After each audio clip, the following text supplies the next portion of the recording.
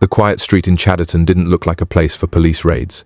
Families lived side by side. Kids played outside. People kept to themselves. But inside one of the houses on Middleton Road, detectives would uncover an illegal substance operation worth over £7 million. What they found wasn't just bags of powder. It was a full-scale processing facility run by two sisters who had built an empire that stretched across international borders. The house didn't look like much from the outside, but behind those doors, it was a factory. Under the disguise of a beauty salon, they've been... This wasn't small-time dealing. It was organized, systematic, and profitable. And the names behind it weren't what anyone expected. Two sisters, Shazia and Noreen Din. Not men with fierce reputations, not street gangs with guns. Two women who had built an empire right under the noses of their neighbors. The raid revealed how bold they had become. Police uncovered packages ready to be moved. Phones filled with coded messages. Ledgers recording deals worth thousands. The numbers showed how much money flowed in and out. Millions over time. Neighbors stood outside as police carried out the evidence. People were stunned. They had seen the sisters every day, at shops, with family, smiling, dressed neatly, nothing out of the ordinary. No one guessed that the same women were controlling white powder worth more than £7 million. The shock hit hardest because of who they were. Women from a respected family, mothers, sisters. Not the picture of illegal traffickers, but the evidence told a different story. Officers said the house looked like a business hub. Every detail mattered. Weighing scales, sealers for packaging, buckets of chemicals, safe houses used to store larger loads, cars linked to different addresses. It wasn't messy, it was calculated. And it wasn't just about the illegal substances. Cash recovered showed the lifestyle they were living. Expensive clothes, jewelry, trips, things that didn't match what they claimed to earn. Forensic teams worked for hours. They counted bundles of notes.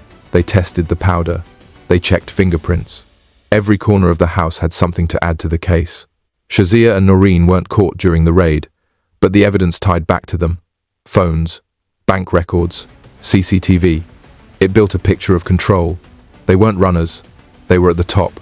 The most disturbing part was how normal everything looked until police stepped in. There were no fights in the street, no open dealing, no signs that made people suspicious.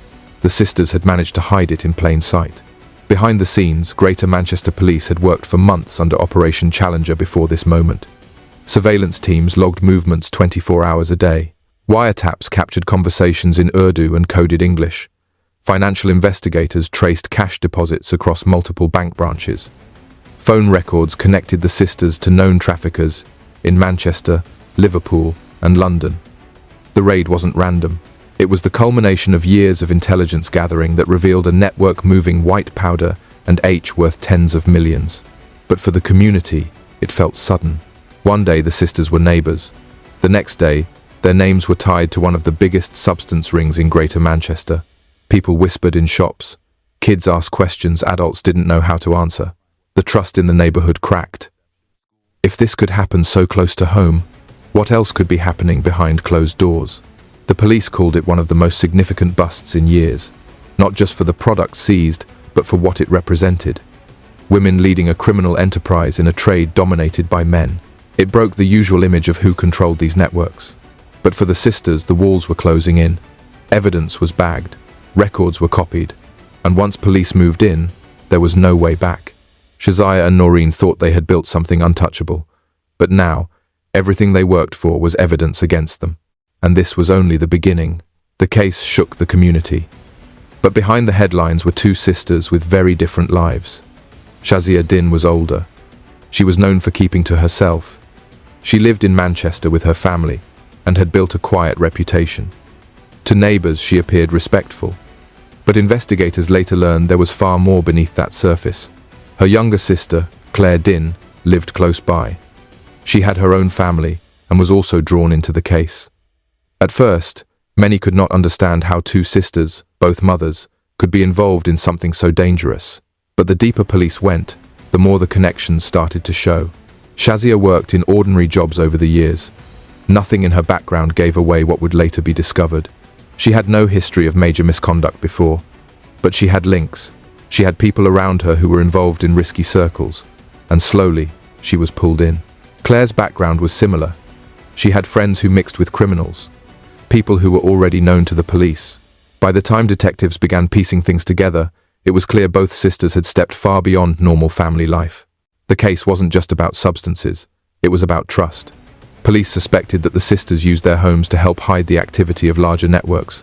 Their properties became part of something far bigger than themselves. For a long time, nobody suspected it.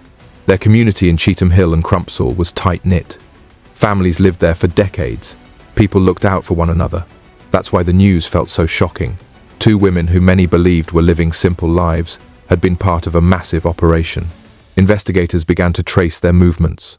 Phone records, financial statements, conversations caught through surveillance. Nothing at first looked unusual, but bit by bit, things didn't add up. Bank accounts showed money far beyond regular income. Calls connected them to known traffickers. Surveillance teams noticed visits at odd hours. The police operation against organised corruption in Manchester was already running. They were tracking a wider network of gangs moving substances into the region. When they put the pieces together, the Din sisters' names came up. Shazia's house became a focal point. Officers suspected it was being used to store large amounts of substances. Claire's role was different. She was suspected of helping to move packages and maintain links with other parts of the chain. Together, the two sisters were part of a system that was moving millions of pounds worth of goodies. The weight of what was happening hit hard once the evidence surfaced. These weren't hardened gang members, they were women with families. But police reports showed they were trusted enough by senior criminals to handle high-level activity. The timeline showed it wasn't just a single mistake, it was months of involvement. Sometimes cars would arrive at their homes late at night. Parcels were moved in and out quickly. Neighbors thought little of it at the time. Later, they realized those were not ordinary deliveries. The sisters didn't flaunt wealth. They didn't drive flashy cars. They didn't wear designer brands that stood out. That helped them avoid suspicion for so long. But the financial trails were still there. Authorities found accounts with unexplained sums, cash deposits that didn't match their jobs. For detectives, the breakthrough came when an undercover surveillance team followed a car from a major supplier. The trail led straight to a property linked to the sisters. That link was enough to dig deeper. By the time the raids took place, investigators had months of files on the case. Phone taps, witness accounts, and bank statements told a story the sisters couldn't deny. What shocked many was the level of trust given to them by senior criminals. It meant they were not just on the edges, they were in the center. The sisters' families were dragged into the spotlight. Children at school faced questions. Relatives had to deal with the shame. The community itself felt betrayed. People asked how two local women could put everyone at risk. Even then, supporters claimed the sisters had been pressured. Some suggested they were vulnerable and used by men higher up, but the evidence said otherwise. It showed active involvement, choices made over and over again. By the time the police built their full case, the picture was clear. This wasn't a one-off decision. It was long-term, it was structured, and both sisters played their parts. When the arrests came, neighbors gathered outside. Watching the scene unfold was surreal. Families who once shared meals and greetings now stood in silence as officers carried evidence out of the houses. Money, phones. Each item pulled from the homes told part of the story. The weight of the charges was serious, and the sisters were facing a future that would never look the same again. The Din family were well known in Cheetham Hill.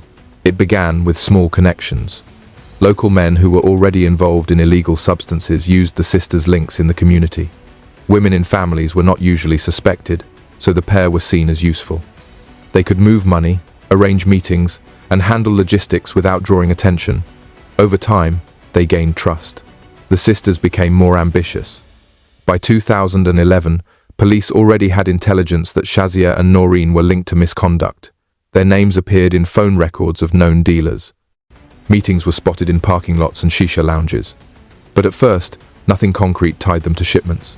The real breakthrough came in 2012. A car stopped on the M6 had packages hidden in the boot. The driver was linked to contacts in Manchester. That trail led investigators back to the Din sisters. Officers began quietly monitoring them. Phones were tapped. Conversations in Urdu and coded slang were recorded. Simple phrases like clothes or parcels were used to cover transactions.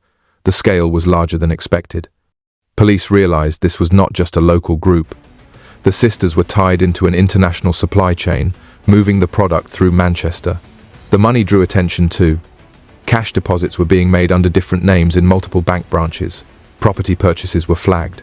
Even while living in modest homes, their financial activity didn't add up. In 2013, Greater Manchester Police launched a major operation. Surveillance was stepped up.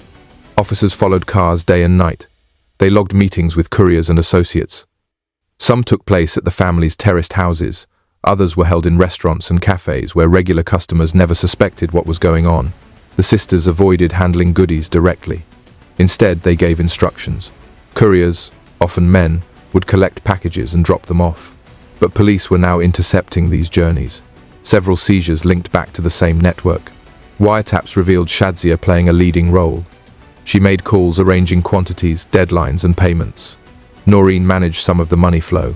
They were working side by side, treating the operation like a business. And if you find stories like this important, consider subscribing.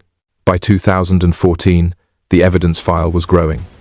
Officers noted the precision of the group. Couriers were rotated, code words were changed, meetings were never at the same location twice. It showed careful planning, but it also made mistakes stand out. One mistake came when a courier was late delivering a package. Shazia's phone call about it was recorded. In frustration, she mentioned the exact weight of the substances. That slip gave detectives clear proof that the clothes being discussed were not clothes at all. More phone evidence piled up. Shazia's voice was recorded organizing half-kilo deals. Noreen was caught discussing cash collection points. The police could now directly connect their words to the seizures already made. Community members also started noticing things. Neighbors reported unusual visitors and cars stopping for only a few minutes. Complaints were logged about late-night activity around the sisters' homes. Even though locals did not know the scale, suspicion was growing. Financial investigators stepped in next. They tracked cash moving through banks and money transfer shops. Transfers were made in small amounts to avoid suspicion, but the sheer frequency was unusual. It all pointed to laundering. By mid-2014, the sisters were firmly under round-the-clock watch. Officers fitted tracking devices on vehicles. They mapped journeys from Manchester to Liverpool, Birmingham and London. Many ended in seizures. Each time, more evidence linked back to the Din sisters' instructions. The case took a decisive turn when an undercover officer managed to infiltrate meetings. He posed as someone interested in buying. Recordings were made of conversations where the sisters gave directions. These undercover tapes became some of the strongest evidence in the investigation. It was no longer just intelligence. Police now had hard proof. Voices, faces, cash, all tied together. In September 2014, a raid was carried out on one of the family homes. Large amounts of cash were seized, hidden inside bags and under furniture. Phones and ledgers were also taken. These contained coded entries matching the illegal transactions already on record. Shazia and Noreen were both arrested briefly during that stage, but released while the investigation continued. The sisters thought they had escaped, but the officers were building a much bigger case. Operation Challenger, Greater Manchester Police's major organised law-breaking unit, prepared a full-scale crackdown. The sisters' names were placed at the centre. Associates were also targeted. Slowly, a web of connections was charted. By the start of 2015, everything was ready. Surveillance, wiretaps, financial records, undercover evidence, and seizures were brought together. Prosecutors had what they needed. For Shazia and Noreen, the years of running their operation in plain sight were over. Police had pieced together every part of the puzzle. The corruption that began with small favors had turned into a major trafficking case. And now, it was about to reach the courtroom. The sisters had been caught. They had been exposed for building a criminal empire that stretched across borders. But the story did not end with the arrests. The weight of the law was about to fall on them, and it would be brutal. Shazia Din stood in the dock first. She had tried to appear calm, but the evidence stacked against her was impossible to ignore. Investigators had traced her movements for years. The jury was told she played a key role in importing and distributing products worth tens of millions. The courtroom heard that she was not a minor player. She was central to the operation. Her sister, Abia, faced her own charges. Prosecutors argued she had helped move money and supported the logistics that kept the supply flowing. She was accused of using her family connections and business fronts to launder profits. The case showed she was not just a bystander.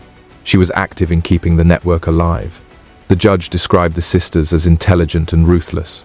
He said they had chosen to use their skills to run a trade that destroyed lives. Families across the country had been devastated by the substances they supplied. Children were left without parents. Parents had buried their children. Communities had been ripped apart.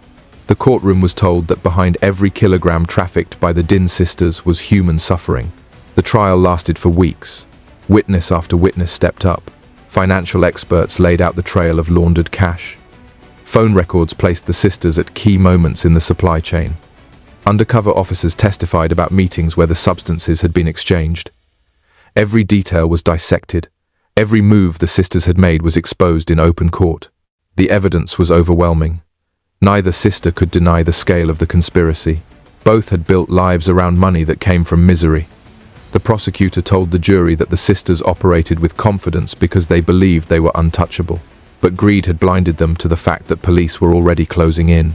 When sentencing day came, the courtroom was packed. Reporters filled the benches.